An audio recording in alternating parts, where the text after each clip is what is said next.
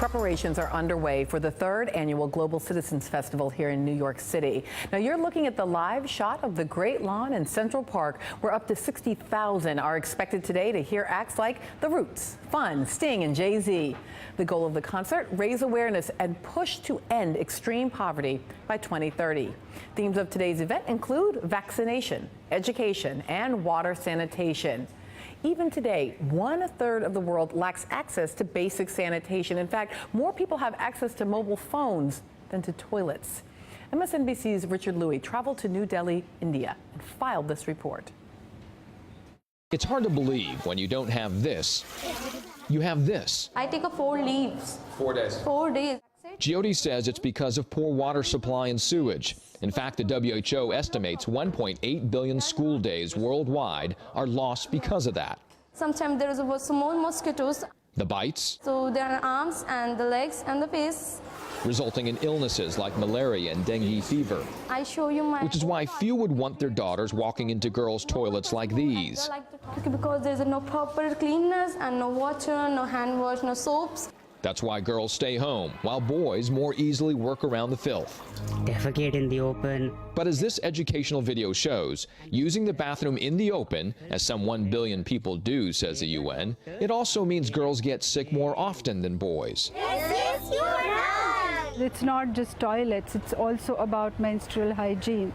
And polluted drinking water, which again sets girls back farther. Meaning to get clean water, walking farther down roadsides like this. And it often falls on girls and women.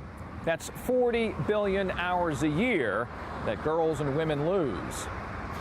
The solutions can be seen in this school. It starts with this, says the vice principal. Hygiene is very important. Toilets should be very neat and clean.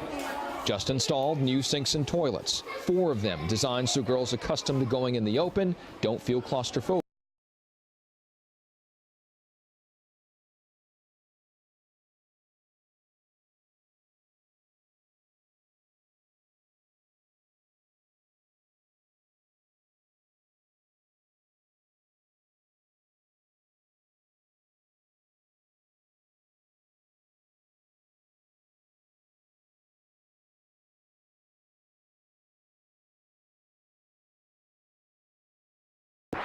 Joining me now, just back from New Delhi, is MSNBC's Richard Louis. Thanks for going and filing that report for us. You bet, Melissa. Now, how big of a problem is this? Just how many people does it affect? Yeah, you start with those numbers. 1 in 3 in the entire world does not have access to clean water and are affected by sanitation. And that was a very startling statistic that I discovered as I was looking into the story that you began as we led into that report.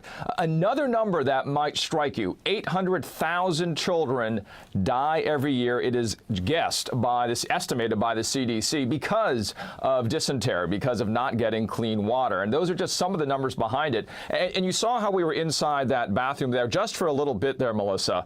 In the amount of time that I was there, I got 6 mosquito bites. So you can see how quickly, when these girls use these bathrooms that are not well irrigated, that they can be affected by mosquito-borne diseases. So as I was reading in on this and watching the terrific piece you put together, I kept thinking, how do we do public education of this issue without creating stigma, without generating a notion that there is a part of the world that just doesn't understand or practice basic hygiene? How do we do that? You know, the stigma that might be attached with different countries, third world countries, countries that we're used to seeing, and that experience this sort of problem. I think the key to look at this is to understand that it's a lot like what we are used to, but we don't associate with very well. So what was, startling to not only the expert is that it came down to something so simple as water, yet it's tough to put those two things together because of the way that we are accustomed to operating here. I think very easily that we can start to understand this without attaching stigma, become involved in NGOs that are,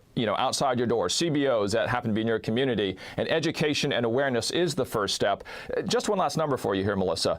When we look at the way to fix this, it is estimated some $60 to $80 billion is lost every year because of this, but the solution is only $80 billion. So you can recover the cost by investing in good sanitation and water supply in 1 year, and it fixes it forever, theoretically. Yeah, I also love the idea that like a gender issue, an issue of girl safety, It's just water. It's just water. It's just water.